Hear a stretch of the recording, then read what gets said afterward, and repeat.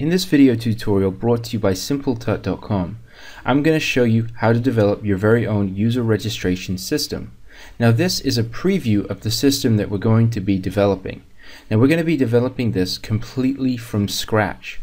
So I'm going to first start off by showing you how to develop your own custom website layout, including this advanced CSS menu. Once we do that, I'll show you how to create all the necessary forms and then how to apply the server behavior to actually make your user registration system.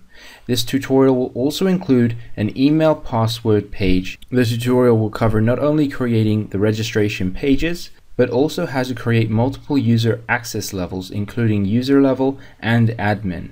You'll be able to customize your account pages, restricting access to any existing page within your site. The system will include an update account page and even a logout page. We will also show you how to develop your own custom admin backend and how to restrict access to admin only on any existing web page within your site. We'll also show you how to develop your own manage users section that will enable you to manage your users. Okay, so let's get started. Now, before I actually begin with the development part of this tutorial, I want to just explain something. We're going to be using a testing server to actually develop the user registration system.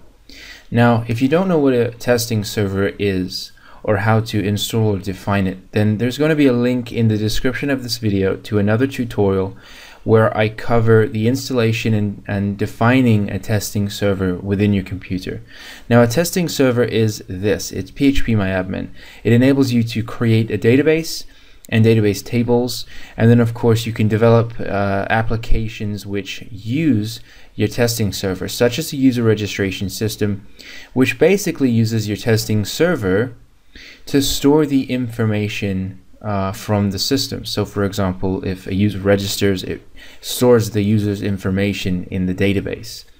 So we're going to be starting from a point in this tutorial where we've already created, installed and defined our testing server within Dreamweaver.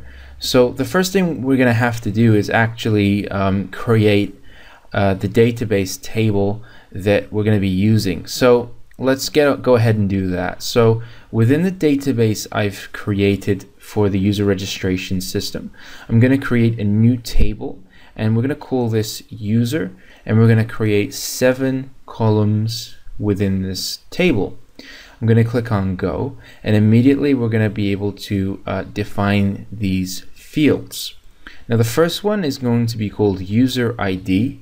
Okay, the second one is going to be first name. The third is going to be last name. Following that, it will be email, username, and then password. Now the final column is going to be timestamp.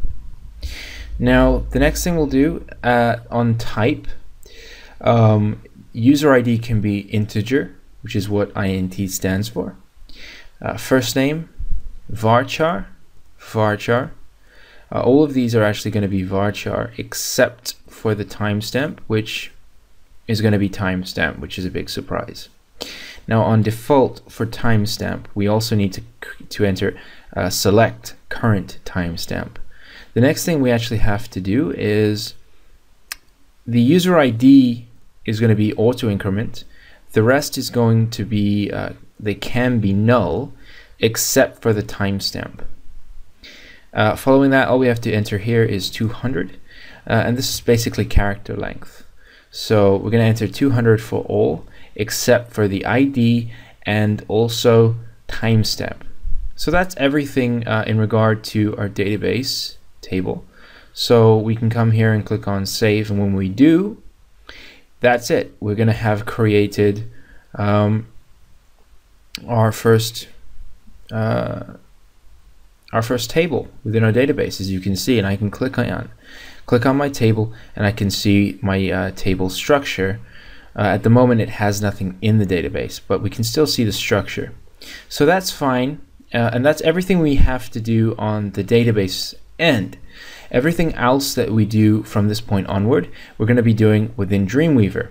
And we're going to be using PHP to communicate and make changes to our table and also use that when it comes to logging users in. We're going to check users' credentials and etc. So before we can actually get started with the PHP side, we need to create well, basically we need to make some preparations. We need to create the pages that we're going to be using to actually insert our system into. As I said, this is a complete tutorial on building the registration system, and we're starting from scratch.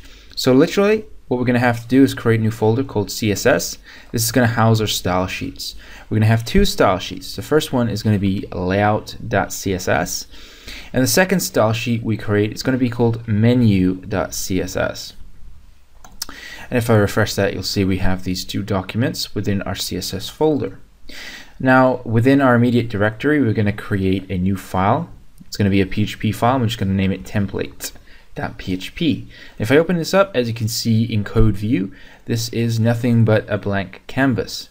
Now, the first thing we're going to have to do is, of course, link up our CSS style sheets. So let's go ahead and do that. So I'm just going to say href. I'm going to browse and select the style sheets that I just created. Then we're going to say real style sheet, and type is going to be text CSS. Now, to save time, I'm just going to copy this code out, and I'm going to change layout to menu. Now, those are the two style sheets we created, and we can now access them within our template file. Now, the first thing you're going to notice, if I just collapse this panel and the files panel too, we don't need them at the moment. And the first thing you'll notice is that our cursor is kind of in the middle of nowhere. That's because our file has it has no margin, so it's kind of in the middle of nowhere. So I'm going to come to layout.css, I'm going to write my first piece of CSS code, and I'm just going to target the body tag, and basically we're just going to set margin 0 and padding 0. And as you can see now, if I come back to design view, my cursor is in the top left hand corner. And this is important when we start to insert some HTML elements such as div tags. So let's come back to the source code of the page, and what we're going to do is we're going to insert our layout. So what I'm going to do is between my body tags, I'm going to create a div, and I'm going to give the div an ID of holder, because this is going to be a containing div that's going to house all of our other div tags. So let's create a basic layout. So I'm going to create more divs. The first one is going to be called header, and there's no surprise or question over what that is. So let's create another div immediately underneath that, and we're going to call this one navbar. We're going to create another div, and this is going to be called content. And finally, we'll create a final div, and we'll give this the ID of footer. Now, right now, they are all the divs that we need. So basically, we've created a holder div that's going to house all of our other div tags. And within the holder div, we've created our layout. So we have a header, navbar, content, and footer. Now, if we come to design view, you're going to see that Dreamweaver represents div tags with this sort of dotted line. And if we lay our cursor over it or we select it, it goes blue. Now, at the moment, these div tags don't appear. There's no apparent layout. To the untrained eye, you'd say there's nothing on the page. But right now, these divs are collapsed in on themselves because of two reasons. One, they have no content, and secondly, there's no CSS dictating how they should appear or render on the page. So what we need to do is come to our layout.css and write our CSS code. So we're going to be using hashtag to target these divs, and we're going to be targeting them using the ID we defined. As you know, we used holder, and this is completely case sensitive, so you have to make sure that it's exactly the same in terms of so the first line of code we're going to write is width. We're going to set this to 980 pixels. Now, height wise, we're going to set this to auto. The next thing that we're going to do is we're going to set the margin for left and right to auto, and that's going to basically center the div on the page. and then we're going to set a margin from the top to 21 pixels and a margin from the bottom of 21 pixels. Now if we save that, we can come back to design view, and you'll see that the holder div is now appearing as we wish. So it's centered, it's got a width, and from the top and bottom there is a margin, but there's nothing within this, even though we know div tags are in there, because they have no CSS. So let's sort that out. Let's come back, hashtag, and the first div we have is called header. And because this is inside the holder div, which has a width and it has been centered, we don't have to worry about any of those factors. All we need to worry about is the height. And the height of the header for now is going to be 70 pixels. The next thing we're going to do is let's just look at what that's done. So as you can see now, we have our header. What I want to do is I want to insert my logo. I have a logo I've already prepared for this tutorial. The first thing I'm going to do is set a background image, and I've got my logo within my site root. It's in my assets folder. As you can see, here's my logo, and this is 67 pixels in height. Now I'm going to click on OK, and when I do that, you're going to notice that I suddenly get my logo rendering within my header div. But there's an obvious problem. It's repeating itself over and over again. So let's come back to our code, and the first thing I'll do is just set a background repeat, and I'm going to set that to none. Oh, sorry, no repeat. The other thing I'm going to do is I'm going to set a margin from the bottom of about 11 pixels. It's just going to create some space between the header div, which contains my logo, and the div tag that's going to be just below it, which is going to be our navbar. Now saying that, let's come and set up our navbar. So hashtag navbar.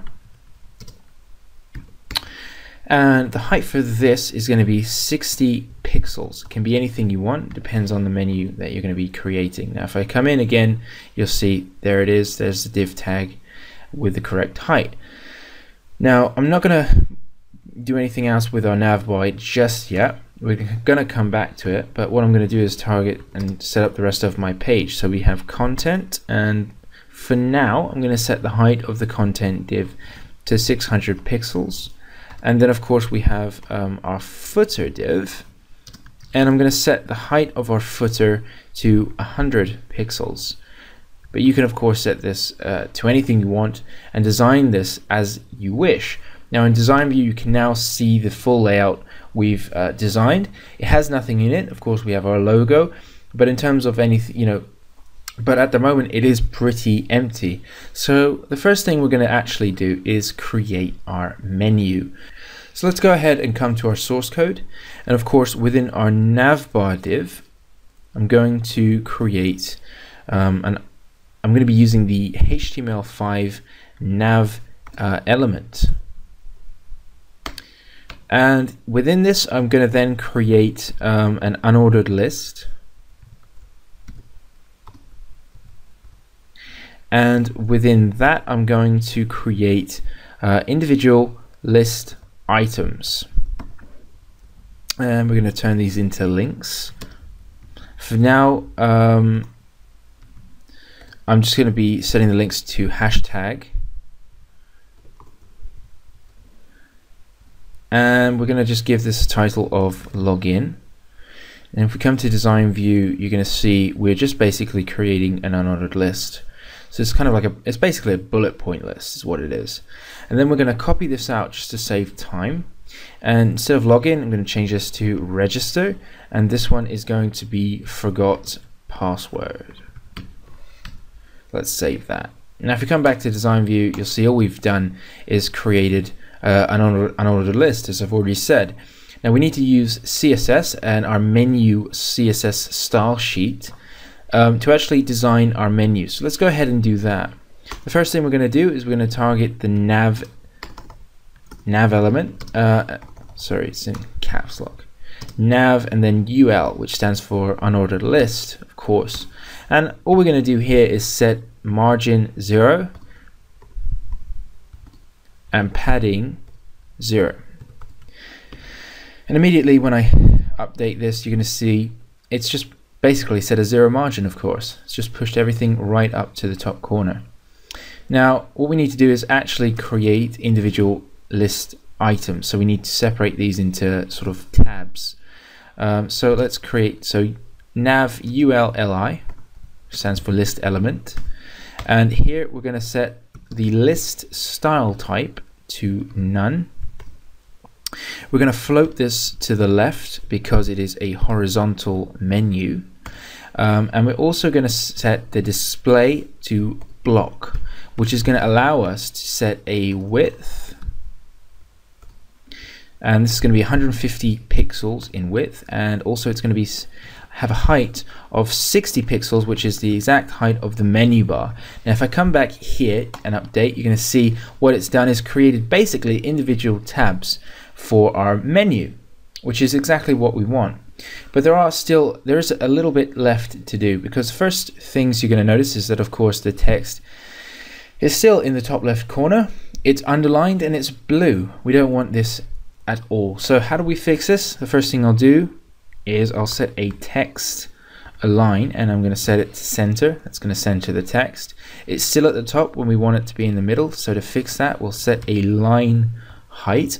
We're going to set this to 55 pixels, and that's going to center it for us. Now the next thing we need to actually set is we're going to be using a font family, and you can use any one you want. Now whatever font that you choose, it's important that you use the same font site-wide. It's just a professional practice, so keep that in mind. But I'm also going to, while I'm at it, I'm going to set a font size to 17 pixels. When I do that, you're going to notice it updates my menu. It's starting to take some real shape now, but still we have the remaining problem. This is blue and it's underlined. So to fix that, we're going to set nav ULLIA. This is targeting our links. To get rid of the underline, we're going to set the text decoration to none. That's removed the underline. And simply to change the color, we're just going to set this to, we can set it to black for now.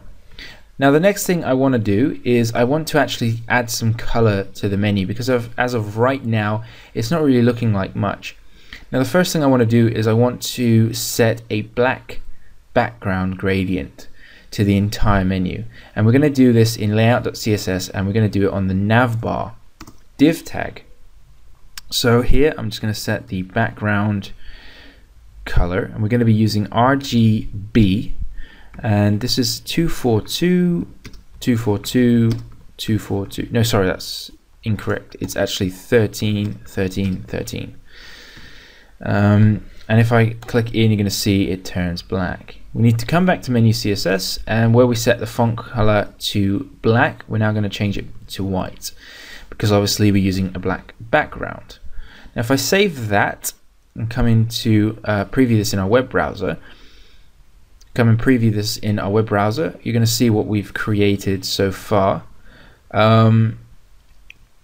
We have our menu, but it's kind of boring at the moment because there's no rollover or hover effect. It's just a bland menu. So to fix that, make it a little bit more interesting, come back to menu.css, and what we're going to do is we're going to set nav ULLI hover. It's going to enable us to change the background color, and we're going to again RGB, and this time it's 242 242 242. And if we save this and again launch this in a web browser, and we just refresh this, you're going to see now when we run a cursor over the list items, it has a hover effect. But there's now some obvious problems. The problems are that the text is remaining white, and on the white background it's very difficult to read. Also, you probably may or may not have noticed, but you can only click these links if you actually have your cursor over the actual text, okay, which may confuse some people. So we want to make sure that the links are clickable in any area of this tab. Also, we want to change the color of the text on hover. So to fix that, it's very simple. We need to target nav ul li hover a, and here we're going to set display block. That's going to make the entire tab clickable, and we're also going to change the color to black. That's the font color I'm talking about. Let's come back to our web browser, and if I refresh this, you'll see the font now changes color, and we can click anywhere within the list item. So that's our menu sorted and fixed. I'm happy with this. It's very simple, as you can see, to do that. The next thing we need to do is we need to sort out the layout of our content div. So let's return to layout.css. No, in fact, let's return to our source code. And within our content div, I'm going to create two new divs. Okay, so the first one is going to be, we're going to say content left. And the next div I create is going to, of course, be content right. If I save that, come back into design view, you'll see the div tags are not appearing because they're collapsed in on themselves. So we now need to come to our layout.css and we can target them. So after the content hashtag, content left, and we're going to set a width here. Okay, we're going to set the width to 280 pixels, and we're going to float this to the left because we want this to appear on the left side of this content div. And then we want to hashtag content right. And here the width, of course, is going to be 680 pixels. And we're going to float this to, of course, the right. Okay, now if we click in, you're going to kind of see what we've created. We have a div here, it's on the left, and a div here on the right. One thing I also want to add in is a header div for the page. And to do that, I'm just going to come back to my source code and create another div on top. I'm just going to call this page heading and close that off, save it. And then within layout.css, of course, set the width, set the height to, I think I'll set this to about 60, let's set it to about 130 pixels. And let's set the padding to 11 pixels. I'm happy with that. Come back to design view, you'll see what we've created.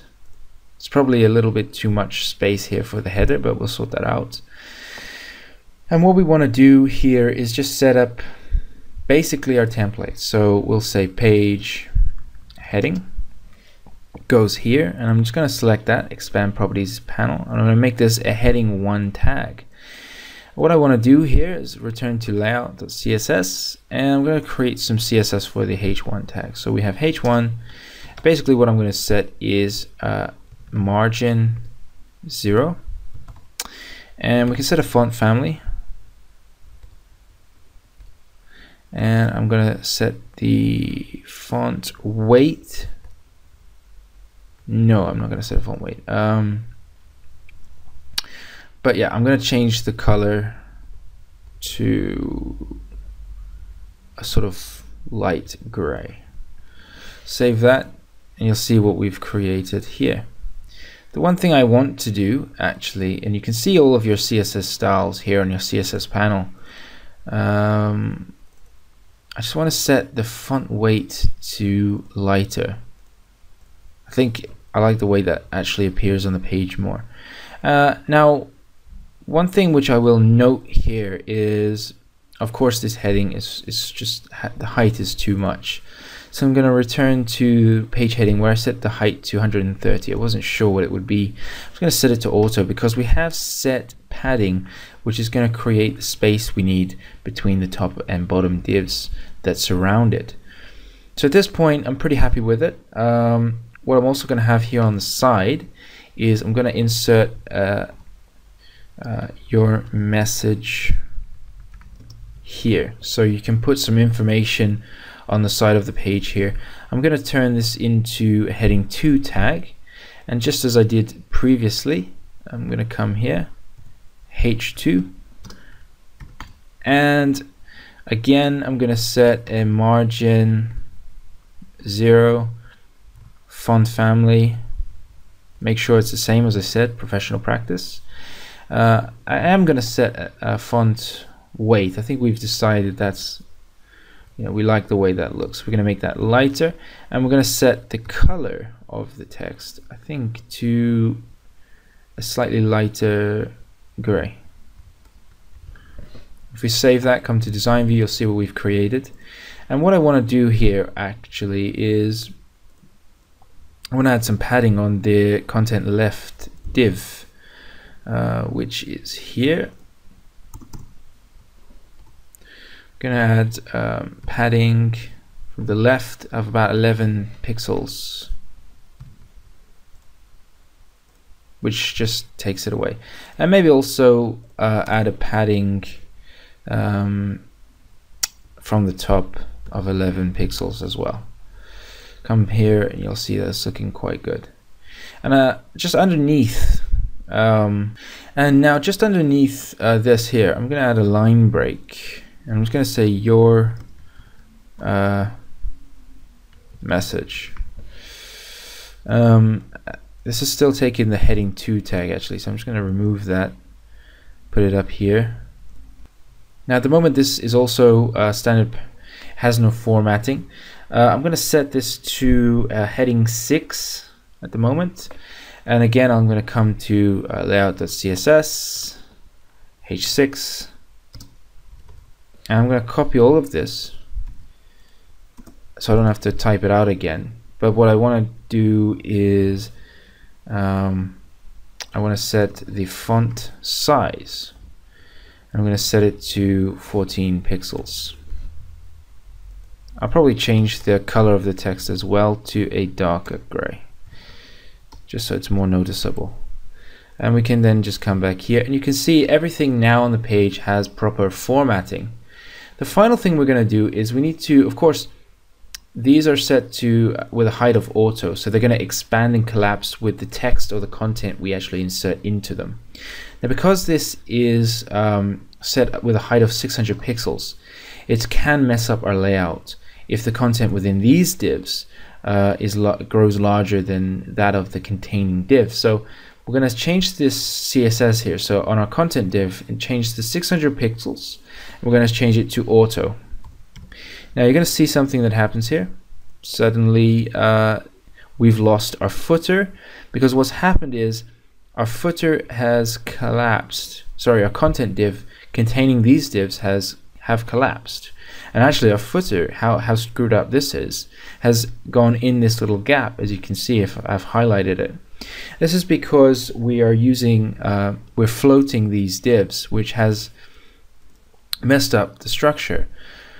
So what we're going to do is going to come back to our layout.css, and on our content div, we're going to add 2 lines of code. We're going to clear both of the floating divs, and we're going to set the overflow to auto. Save that.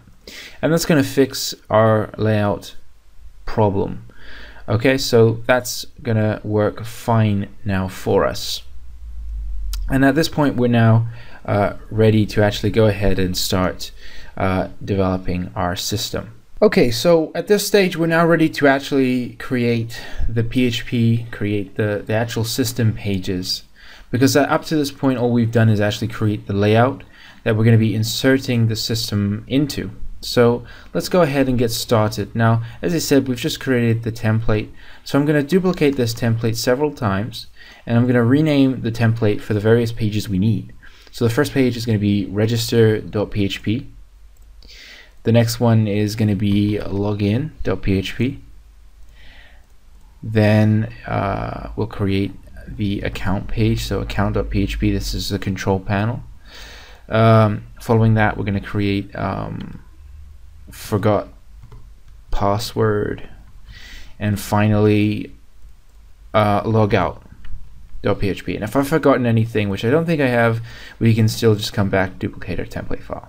So let's open up our register.php, and the first thing we're going to do is within our write content div, we're going to insert a form, give it the ID of register form, and within the form, just to help with the layout, I'm going to create a table, and this is going to have, let's say, 11 rows by 400 pixels, one column. Click OK, and we're just going to center that. Now within the first cell, what I like to do is insert another table, 1 by 2 columns without a width. And all that's going to enable us to do is put these two text fields side by side. So if I come to my forms panel, and it just saves us a little bit of time, instead of writing out the inputs, we're just going to use Dreamweaver's interface to save time. Why not? Okay, so let's insert the first text field. This is going to be first name. Then we're going to have last name. And again, here we're going to have email. Then we're going to have username. And then we're going to have password. Again, for password, I'm going to insert another table just so that we can have them sitting side by side. And the first one we're going to have is a validation password. And then what we're going to have beside that is a validation confirm. So it's going to enable us to check that the user has entered the password correctly. So I'm going to call this one password confirm. Going to click OK to that, and then the last thing that we actually need to do is insert a submit button. So we're just going to say register button. Now the thing is that as of right now, this is fine. We're just going to add some labels. So here I'm just going to write first name, last name. This one is email. This one is username. This one's password. And finally, this one is confirm password. Now we need to add some validation. It's going to change the value of the submit button to register. And now what we need to do is, I'm just going to collapse that for a second. For the email, I'm going to select it. The type, I'm going to select email, so it's going to validate for a proper email address. The next thing I'm going to do is on the first name, if you look at the design of these fields here, it's pretty standard. It's kind of basic. It's not looking all that special. So we want to add a bit of a design to the form fields. So what I'm going to do is I'm going to come to my layout.css, and basically I'm going to create a class. To create a class, we use a period and then we name it. So I'm going to call this style text field. Okay, and here we can just set up some style stuff. So I'm going to, first of all, I'm going to set a border of 1 pixel solid, and I'm going to give it sort of a gray color, light gray. And then I'm going to set a border radius of, and I'm going to set this to 6 pixels, and then I'm going to set a width to 200 pixels and a height of 35 pixels. Let's save that, come back to design view, and you're going to see we've already applied the class to our first, and we can apply that class to these by just selecting it, and we can, in the properties inspector, select the class that we created. So if I just go through quickly and add the class to all these, you can do this manually as well in code view. It's very simple, but it is a little easier doing it within Dreamweaver. Just saves a bit of time. Now again, if I preview this in my web browser, you're going to see what we've created, which just looks a little bit prettier than doing it any other way. And one thing I might also do, just to make it look a little prettier, is we obviously formatted the text with the font and everything. So I'm going to make all of these labels heading 6, which, if you remember, is the font that we styled. This is sort of the text we're using on the page. It just makes it actually, in my opinion, makes a big difference. And the other thing which I want to do, and I'm going to come back to my layout.css and my class here, I'm going to set the font family to the same. As I said, I like to make it, professional practice, make it the same site-wide. And I'm also going to add padding from the left of 6 pixels. And to me, it makes a big difference. Let's come back to Explorer. And again, you can see it does make a difference. The font is the same all the way through this page. And also the font now, there's just a little bit of because the padding left, there's a little bit of space between, the text isn't starting from the very edge of the text field. And the border radius has just had a nice effect, in my opinion. Okay, so at this point we've actually created the form, the registration form that we're going to be using. We now need to actually make this form function the way we want it to. So what I'm going to do is I'm going to expand my bindings panel, and I'm going to select record set. And then all I'm going to do is I'm going to name the record set register and click on OK.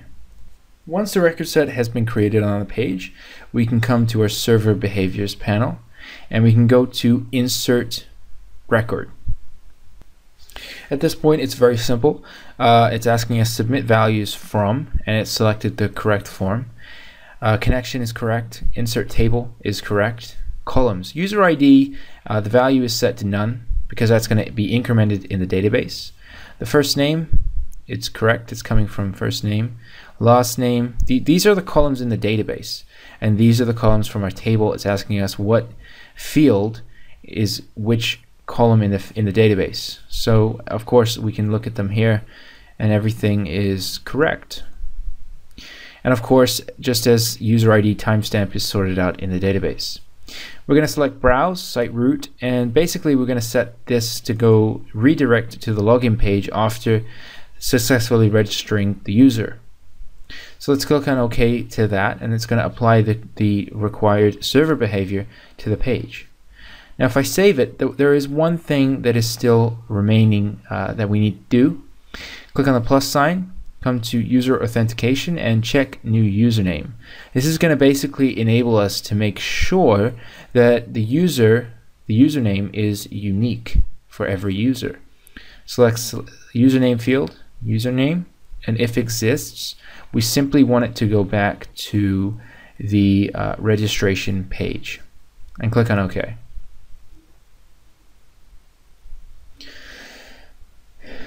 Believe it or not, we can save it, and that is our entire registration page done. We can also update the heading here. So I'm going to say sign up. And of course here you can apply your own message as you wish.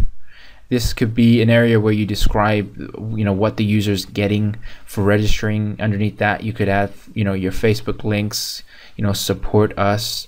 So it's just a way of creating a unique page.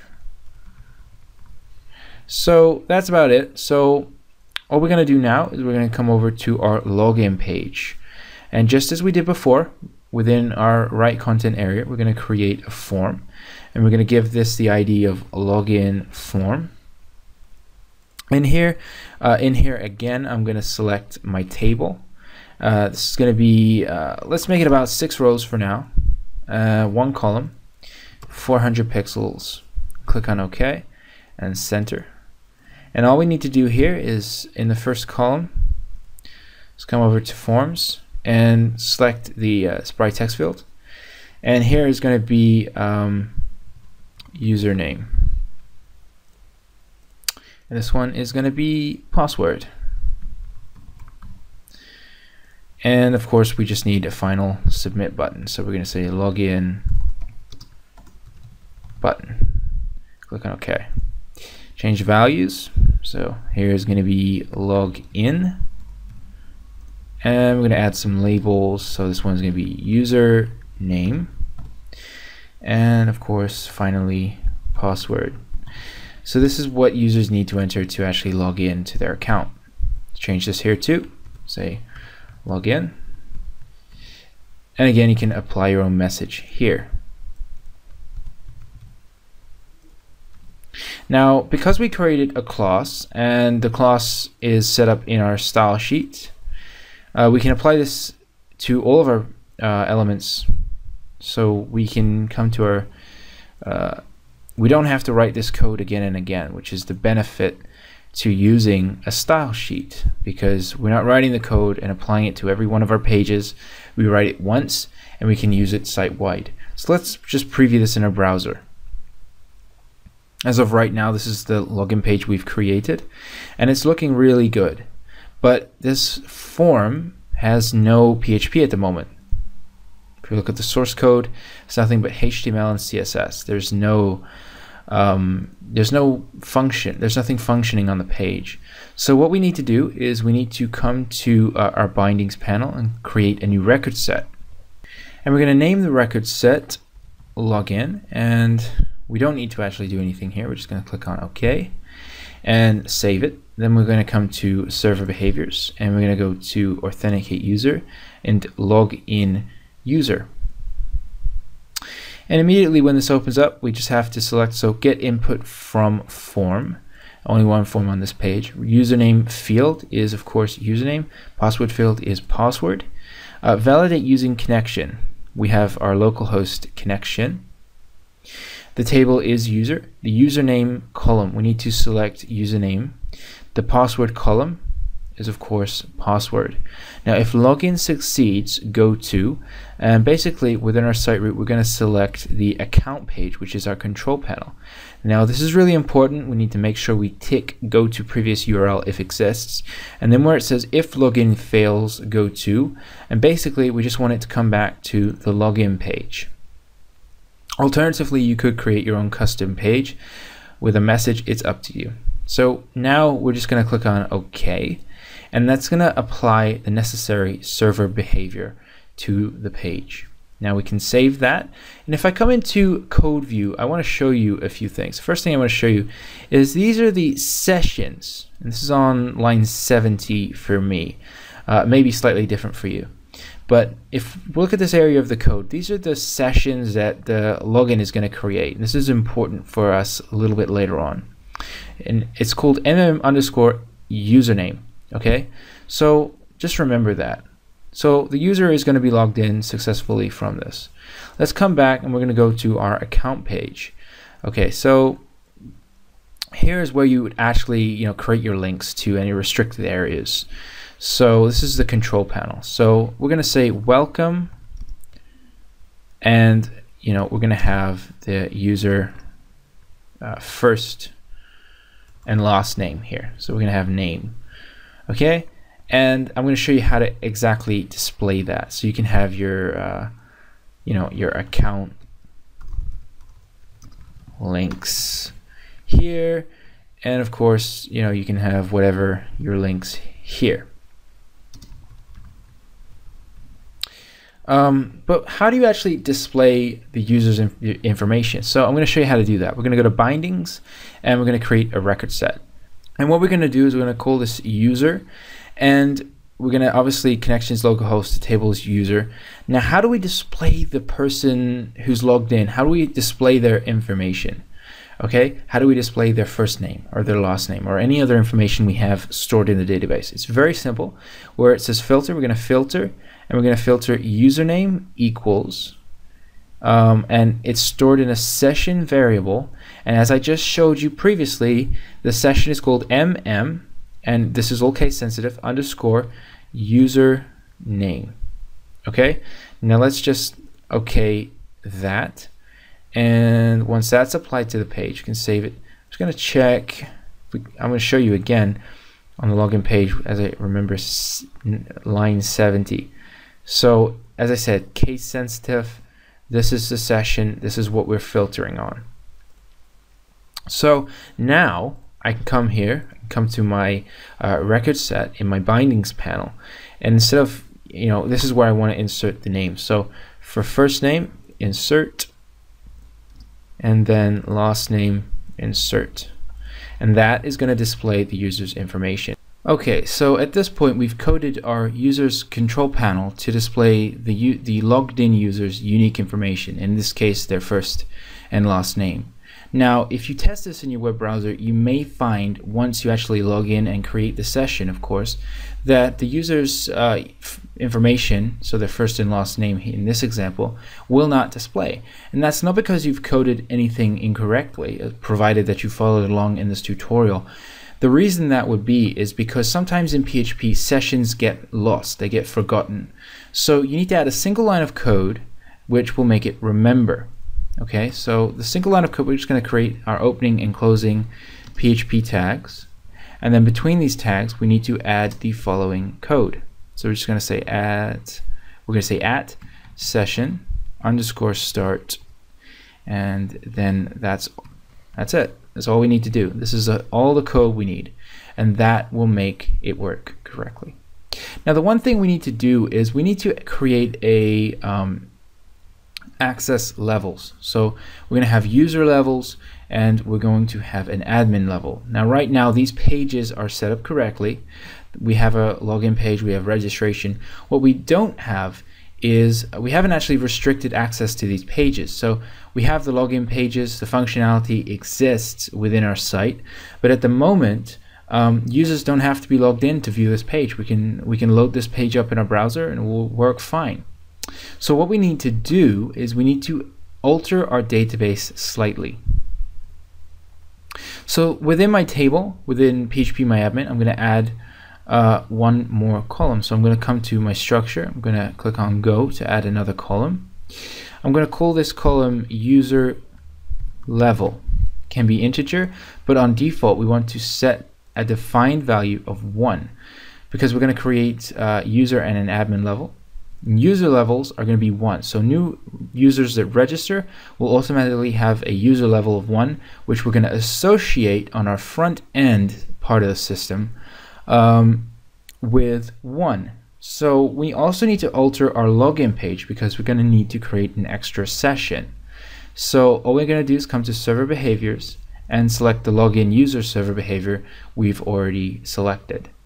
So here we have restrict access based on, at the moment it's just username and password. We want to select this option which says username, password, and access level, and we want to get it from our user level column from the database. So let's just click on OK. And once that's applied, that will have updated our server behavior. We can come and look at the code, and it's applied that to the page. You can see here's user level. And all we need to do is come to our server behaviors panel and select user authentication, restrict access to page. And once this window is open, we'll have a selection to make. We can either base it on whether the user is simply logged in, or we can also base it on an access level. So for this, we're going to select the username, password, and access level and select levels. We need to define them because this is the first time we're opening up this window. We'll enter 1, click on plus, enter 2, and click on plus. So as I said previously, we have 1 and 2. And as I said and explained, 1 is going to be user level and 2 is going to be admin. So let's click on OK. And then if access is denied, go to, we simply need to select the login page. So this page is our user control panel. So all we need to do is select 1 and click on OK. And that's immediately going to apply that to the page. And all we need to do is select and load this in our web browser to test it. And when you do load the page, as I said, this is the user control panel, but despite that, it's actually taken us to the login page because it is already, it's working. That's all you need to do, restrict the access, it's working. So let's now duplicate our account page. And I'm going to rename this to admin.php. I'm going to open up this file and I'm going to replace this text with admin CP for control panel, and I'll change this to admin links. And what we want to do is come back to our server behaviors panel, and all we need to do is select the restrict access to page server behavior and select 2 from the levels list, and then just click on OK once again. We can save this, and all that has done now is basically made this admin level restriction. So what we've now done is we've successfully created the user and admin levels within the system. The next thing we need to create is the update user information area. So all we're going to do is we're going to come back to our template file, and we're going to rename this update.php, and we're going to open up this file, replace this with update account and account links. And what we're going to do is in our write content area, once again, we're going to insert a form, give it the ID of update form, and here we're going to insert a table. Let's insert something like, for now we're actually going to insert a 600 pixels 1 by 1, and we're just going to write some text. We're going to write, let's write a message like account info. No, let's just say account, and then we're going to create a record set. And at this point we need to filter the user that's actually viewing the page. So we're going to name this user, and then we're going to filter this on the username session variable, once again, that's created upon logging in. So mm_username. And then here we can just select OK. And we can save that. And all we need to do now is come to expand the record set, drag in the user's name so they know what their information is on the account. Now what about if they want to actually update some of this information? Let's insert another table, 6 rows, make it 400 pixels, and let's center that. And at this point all we need to do is insert the text fields. So let's come back to our forms panel, and we want to allow them to update their email and their password. So I'm going to create another text field. I'm going to call this email, and OK, and then I'm going to create another one for password, so the user can update both of these. Now in the default values I'm going to drag in the so for email, I'm going to drag that into email, and I'm going to drag the password into password. Obviously, we're going to go ahead and we're going to add labels. So this one is email, this one's password.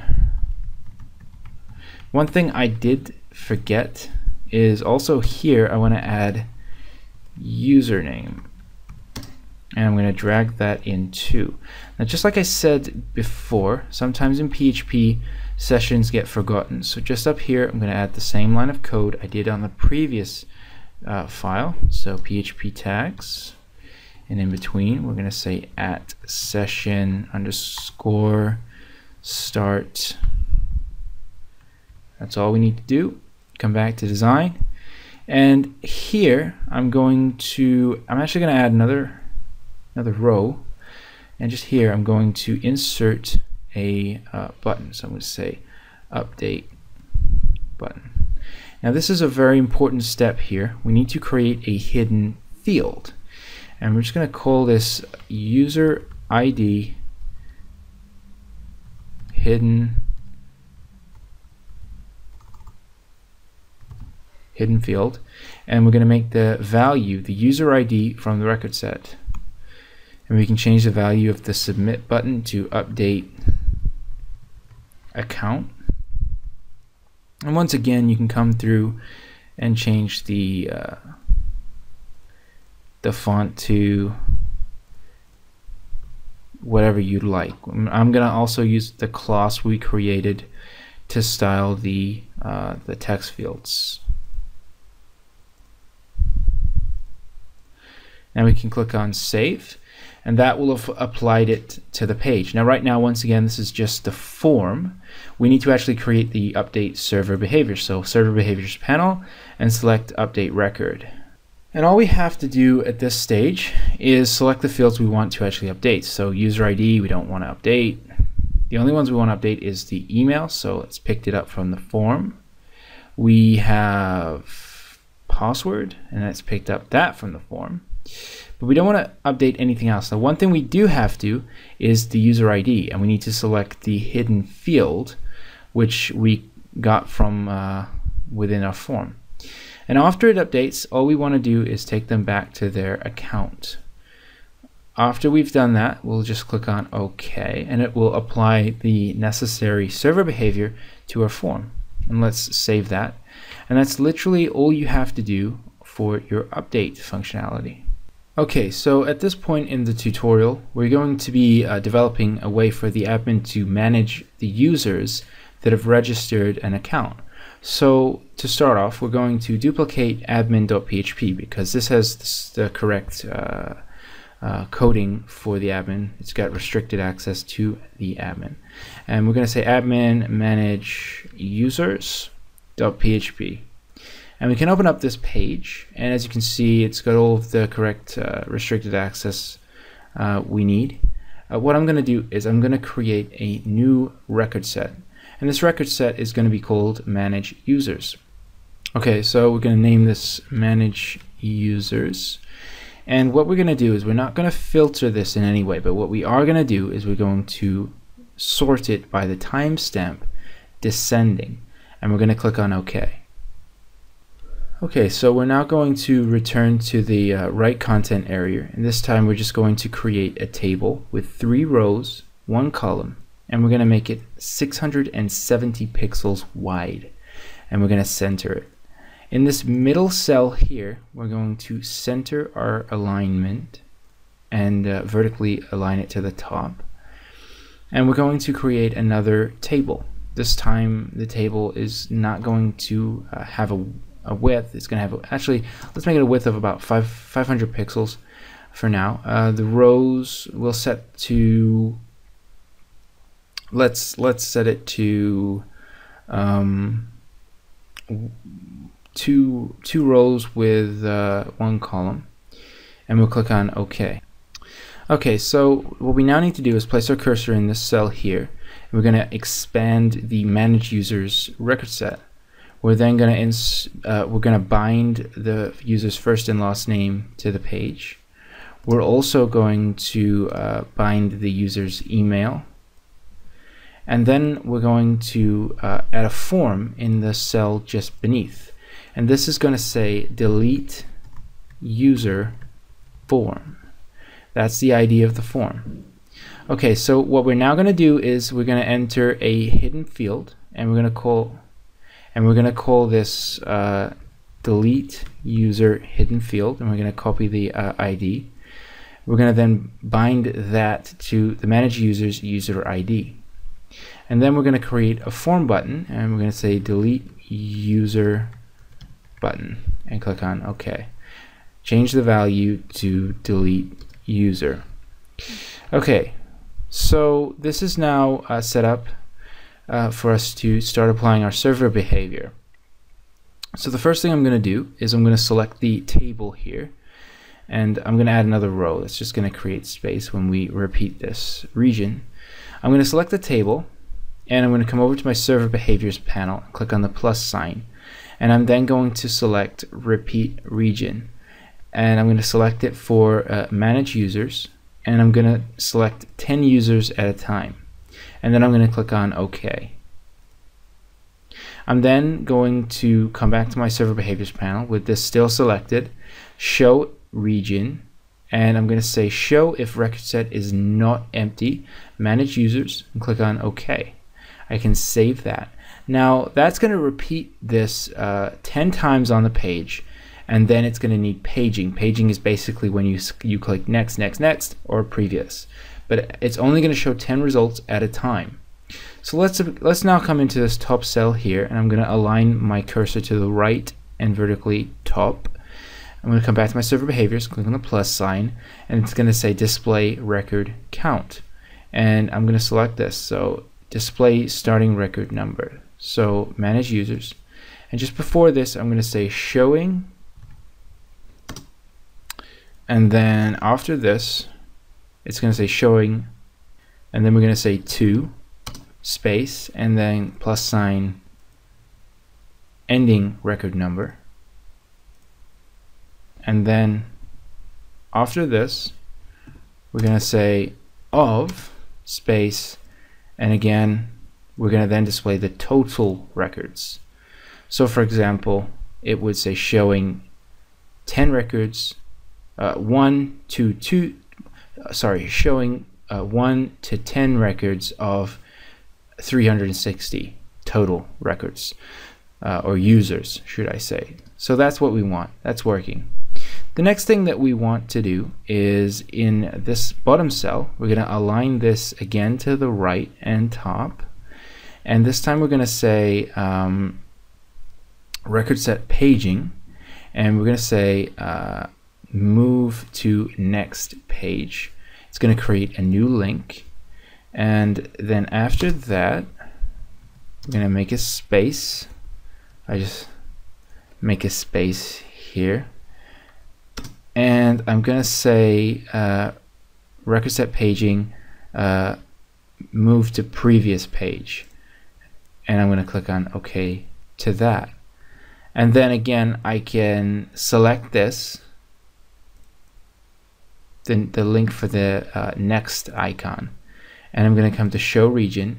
And here I'm going to say it's basically moving to the next page. So we want to show if not lost page. So as long as there's another page to go to next to, it's going to display that option.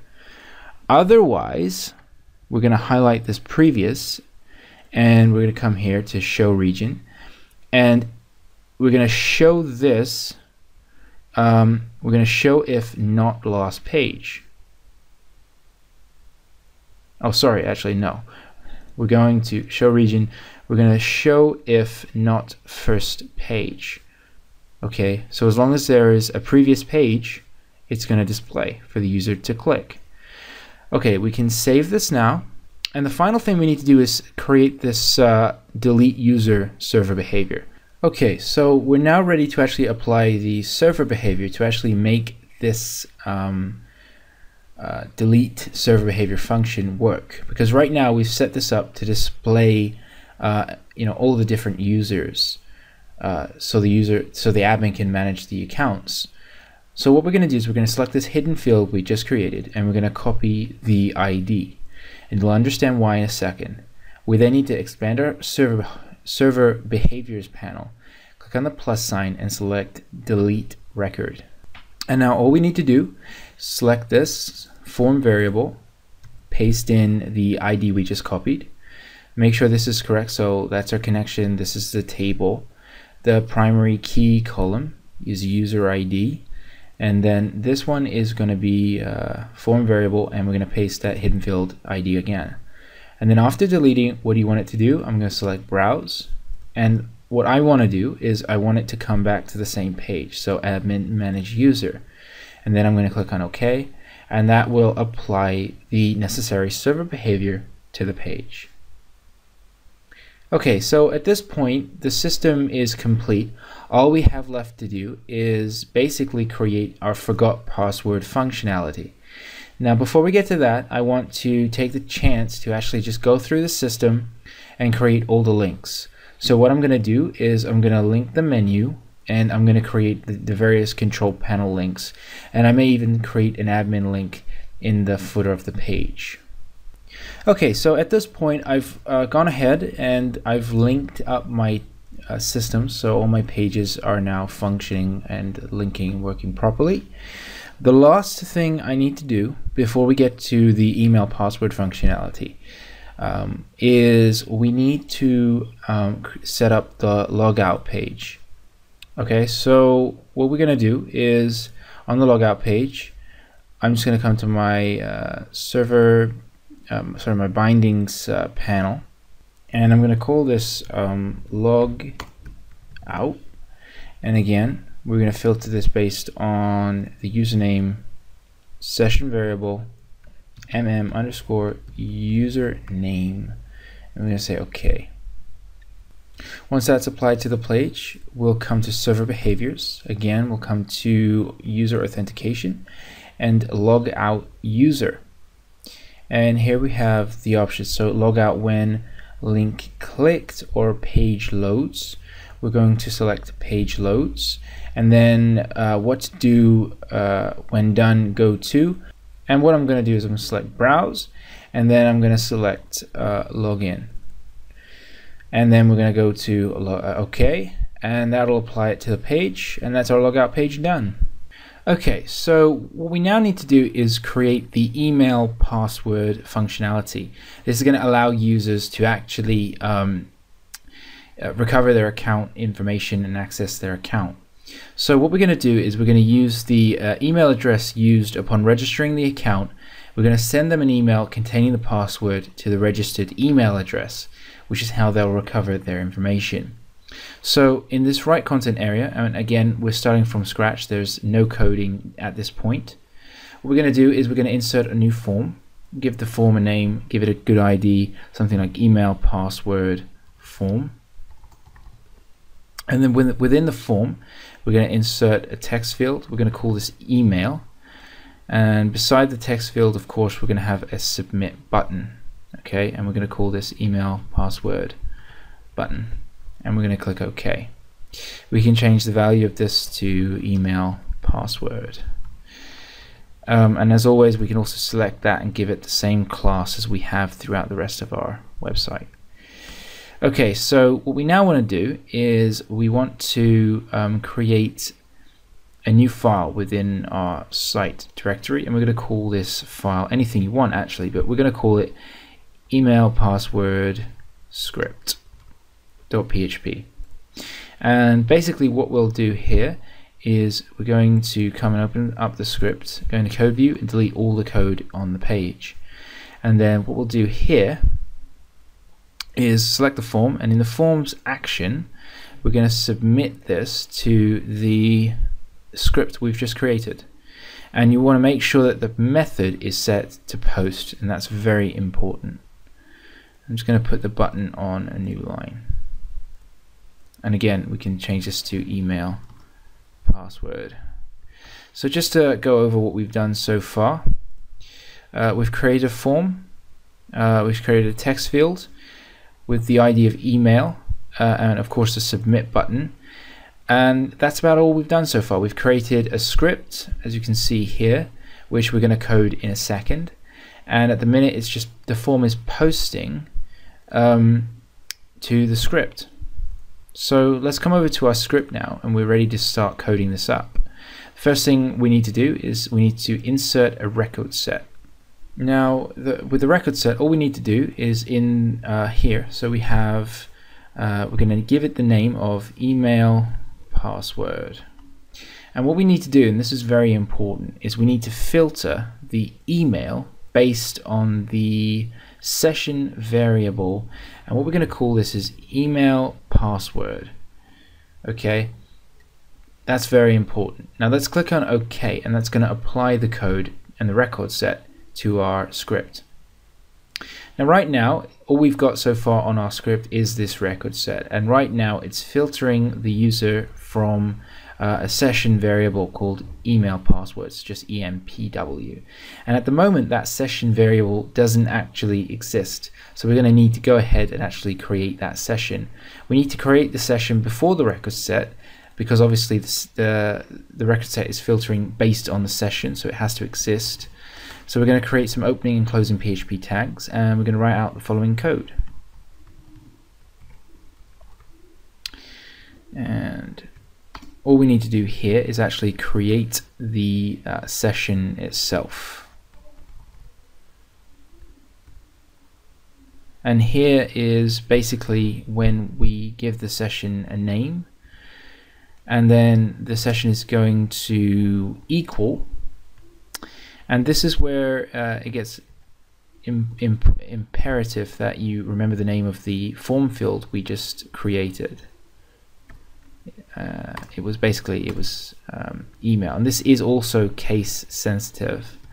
So let's just go over the code so far to this point and just explain it. What we've done is we've created the session. The session is given a name in this part, and what we're doing here is basically we're giving this session the value of the contents of email, because we're getting the post, we're receiving the post, and basically it is this form field, this text field is given the ID of email, so the contents of that is going to be transferred into this session. So that's all we've done, and this session of course is then going to be used to filter the record set to find the relevant user. So at the moment, at this point, basically what we've done is we've grabbed hold of the user's information, and all we have to do now is basically submit this to the user in an email. So what we need to now do is create another opening and closing PHP tags, and we're going to be using the mail function, and I'll just click on return a few times to drag this up the page a little bit and make it easier to see. So the first thing we need to do is create a few sessions. So the first is $, and this is going to be from, and this from address is basically usually going to be no reply at your domain.com. So you basically enter your domain.com. It doesn't have to be an existing valid email address, but you basically don't want people to respond to this email. If you do, and that's fine, you could just insert whatever email that you wish in this area of code. The next one is going to be email. Now this is a very important step. The email is of course the email that this is going to be sent to, and we already know that this has to be the user that has submitted this request. So of course it's going to be post and again email. So we're submitting this to, again, we're using this form field here, okay, which is email, which is why we're entering the exact same here. The next thing we need to do is subject, and of course you can give it any subject you want. I'm going to say your domain email password, and then of course finally we're going to set the message. And what I'm going to do here is a little interesting. I'm basically going to say, now as of right now, what's happening is we're simply displaying this text within the body. But what we also want to do is actually give the user the password. So we're going to expand the record set that we created called email password. We're going to select the password and we're going to bind it here. Now if you notice, we get a syntax error. All we're going to use is the adjacent symbol, and that's going to sort that out for us. So right now we've set all of the various sessions and the values we need. We just have to actually send it, and we're going to be sending it using the mail function. So the first thing we'll do is of course email, followed by, and then it's going to be subject, message, and here what we want to do is from, and again we're going to use the adjacent symbol, and we're going to set this to of course the from session we've created, and then we'll simply end that, and that's set up correctly. So right now what we're doing is, okay, so right now what we've done to explain the code, we have created a form. Okay, the ID of this text field is email, and it's going to contain the email of the user trying to obtain their information. That's posting to our script. We're turning the value of the email into a session variable. We've created a record set that's filtering the relevant user from the session variable created, and then we're sending an email to that user using this code here. Now that is going to work, but there's one problem. And the problem is that on the actual screen, it's posting to the script, but it's not actually going to display a message to tell the user it's either been successful or it's failed. So we need to do that. So what we're going to do is we're going to be creating an if statement. So we're going to create a condition.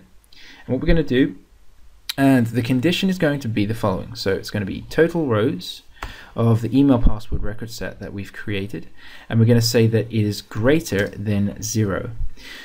So what that basically means is that this record set we've created, it's either going to have contents or it's not. It's either going to find a user or it's not. If there is no user, it doesn't exist, then obviously it's failed. If it has found the user, it's going to be 1. In that case, it'll be greater than 1. So that's our condition. So what we now need to do is we can do something. And what I'm going to do is I'm going to echo, and I can provide a successful message. So please check your email. You have been sent your password. And that's it. Very easy, simple. But what about if it's failed?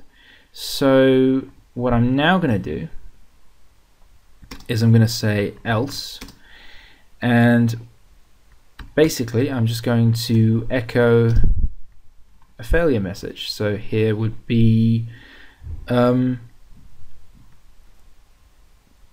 fail. Please try again. Now, as I say, you can do anything you want here. So it's very simple. We've set a condition. If it's matched, it displays a success message. If it's failed, it displays a failure message. Now, there's one hole in our system, and that is that if it fails, if this fails, it will display the failure message, but it will still send an email, but the email will just be blank. So what we want to do is only submit and send this email if the actual password recovery has been successful. So we're going to actually do this via another if statement. So what I'm going to do is say if, and again we're going to set that same actual condition. So total rows is greater than 0, and then basically we're going to close this after the mail function. Okay, so it's very, very simple code. And now I'm gonna upload this to my testing server and test it. Okay, so this is the script live on my server, and we're now ready to actually test this. So I've gone ahead and I've registered an account. I'm just gonna put in my email address, and then I'm gonna say email password. That's going to take me up here, and as you can see, as we set it to, it's displayed, please check your email, you've been sent your password. Now, as you can see, this is the email I've received, and it's coming from the same from, it's coming to the correct email. We have the same subject that we set, and of course the password is 123, which is what I actually did set for the purposes of this tutorial. So it's a very simple and effective means of running your email password system. Now, of course, what about if we are actually using an email address that doesn't exist? So I'm just going to enter fail.com. So this obviously doesn't exist, email password, and of course it's giving the user the failure message.